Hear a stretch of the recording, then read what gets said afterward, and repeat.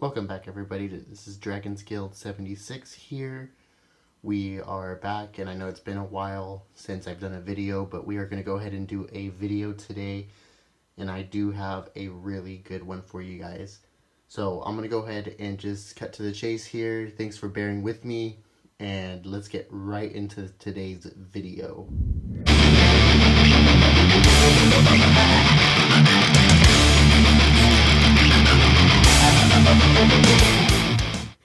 And here it is, guys. This is the huge sapphire dragon here that we are displaying for you today. And then actually with this guy, it technically is a huge miniature, but it is gargantuan. It's on a gargantuan base. So Wizkids is offering this new thing where, I'll go ahead and pick this guy up, where their base is see-through. Let me zoom out a little bit. So the base is see-through. Technically, the ring where the rock is sitting on is the huge base, but in order to give this thing more stability, they are putting it on a gargantuan base so it doesn't tip over. This guy is absolutely massive. I mean, I built this huge, let's say this large dwarven forge encounter here using a variety of pieces. And even with this huge cavern here, this large cavern, the dragon barely sits or houses in there.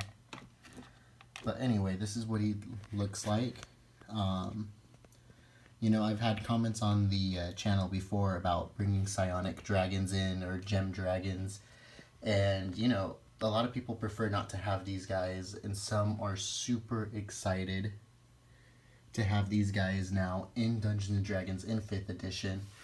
I am very excited. I started playing Dungeons & Dragons using the 5th edition rules. I myself haven't used 3rd edition, which I believe is when they were featured. But I am excited to have now 5e rules for this guy. And then let's go ahead and take a little bit of a closer look at him. Alright, so here he is. Some features on this guy is that the tips of their little tendrils or whiskers, if you will, are supposed to be there by psionic power. On the miniature, they're super thin.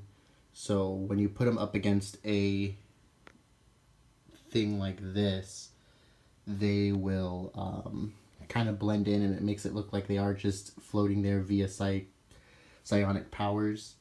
The miniature itself, very, very hefty in hand, feels really good. Base is sturdy. These wings are a thin plastic, but let's take a look at them. They kind of resemble as if they're sapphire, translucent sapphire. You can almost, if you can imagine these wings crimpling, you can almost hear the shattering and reforming of crystal. That is their wings. They do have these nice little painted sparkles on them to give them that shiny sapphire look here. Really like the tail on this guy. I mean, I don't know, I'm all about the detail here. The tail itself, very, very cool. Very cool tail on this guy. And imagine getting whipped by with this thing. Whew, don't want to mess with this guy. His face, I mean, look at the sculpt in his face. Absolutely stunning. You can see the muscle work in the miniature all throughout. Rippling muscle. You can see almost how organic this thing is. You zoom in here.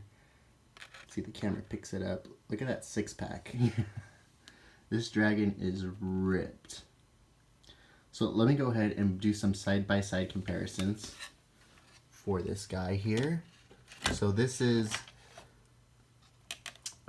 by definition a huge miniature, and I think Wizkids themselves are revamping their dragons here in their sizes So they're making their dragons more grand, which I appreciate, and I'll show you why in just a second.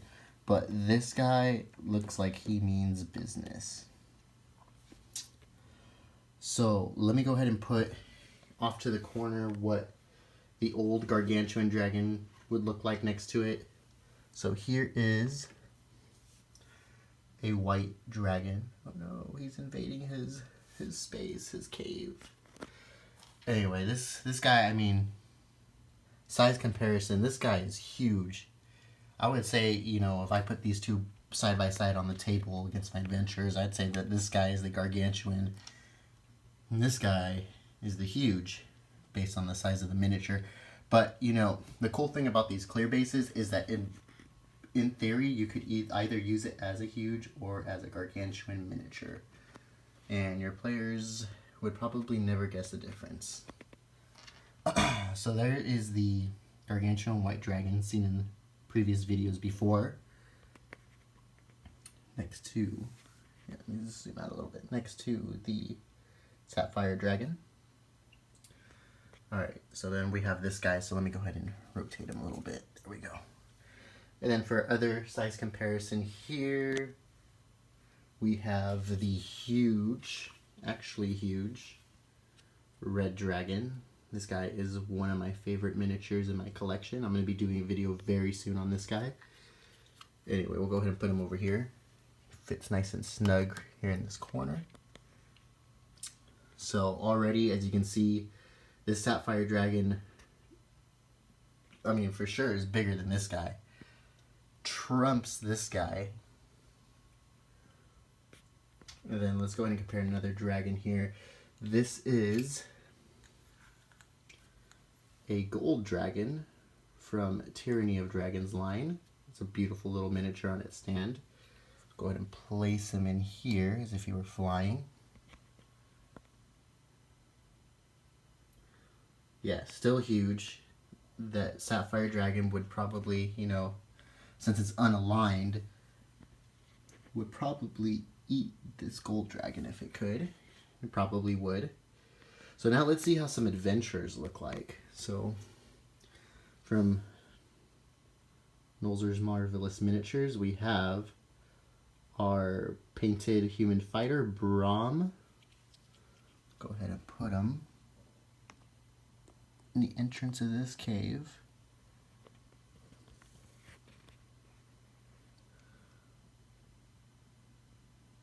Yeah, no. Brahm better be making some good charisma checks. Make sure he doesn't get vaporized upon entering here. Then, last but not least, channel favorite, my personal favorite, we have Singe the Kobold. Little Singe. We're going to go ahead and place him. Oops. Sorry, Singe. I'm going to go ahead and place him in here, leading the pack, because he's the low little rogue.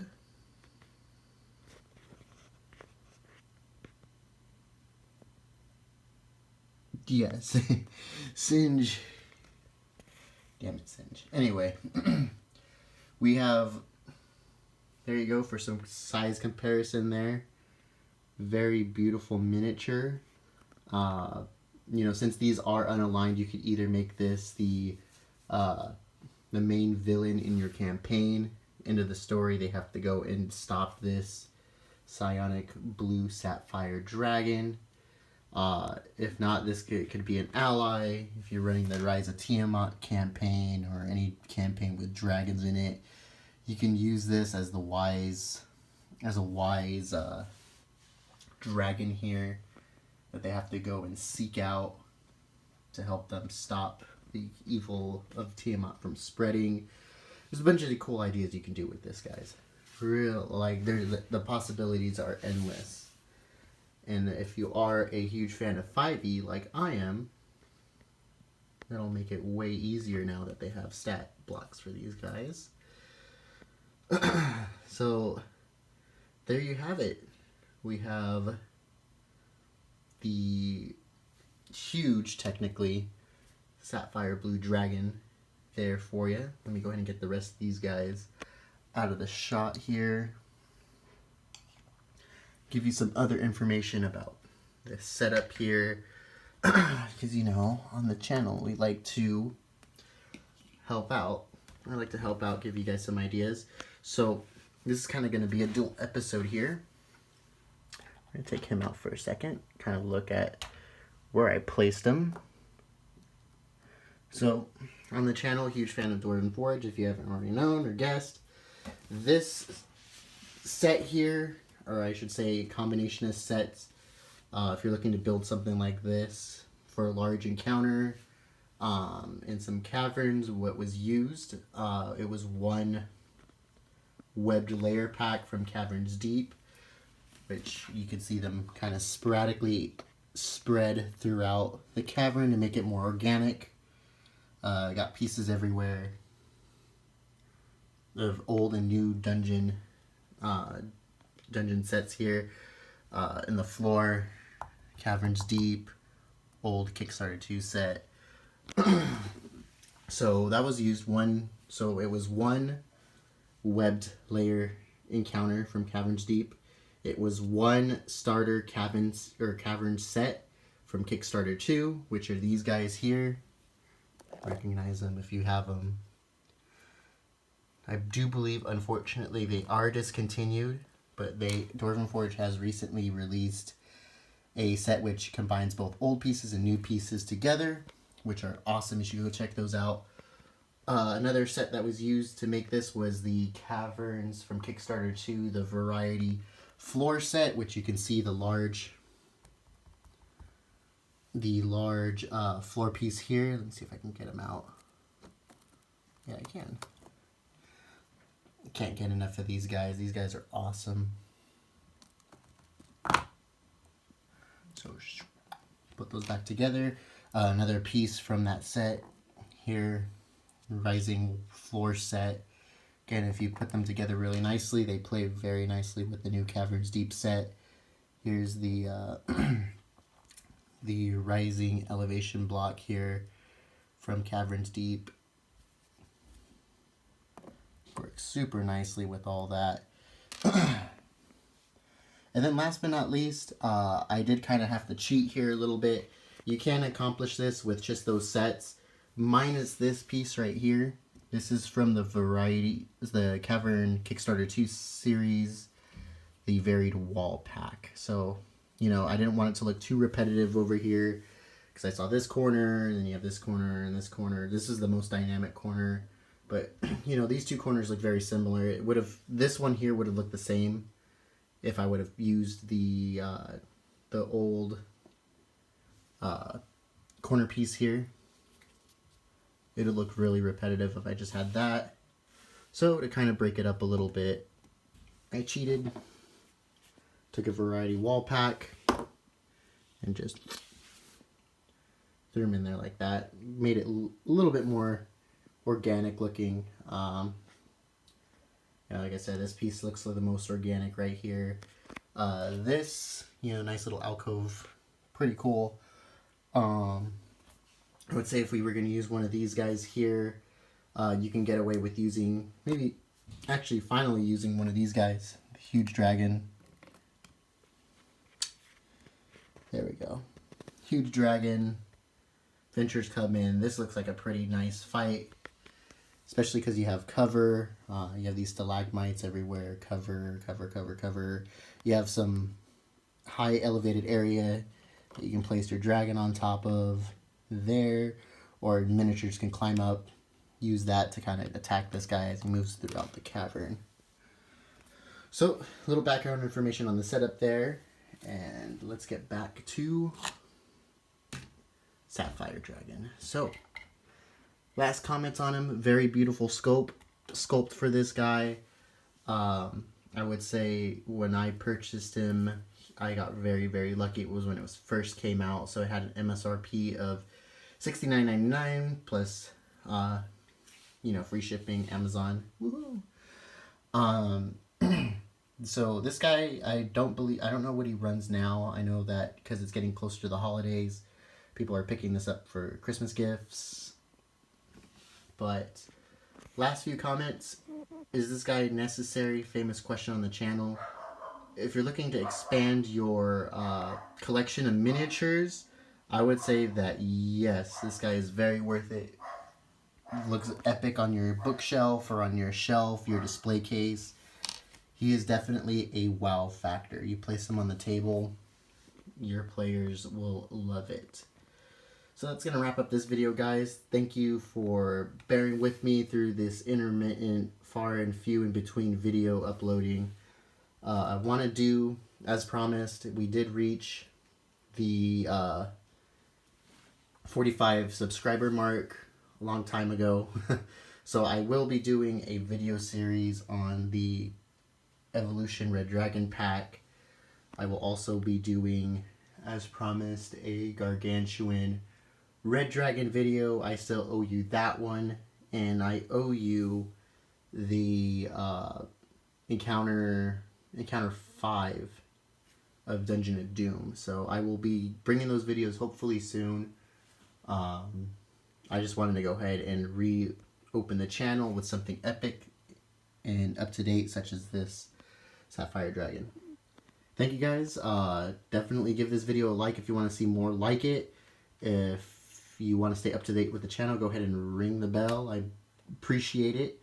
And then go ahead and leave me a comment. What do you think about the Sapphire Dragon? Is it worth it? Is it not? Let me know. Any questions, feel free to ask. And I will see you guys on the next one.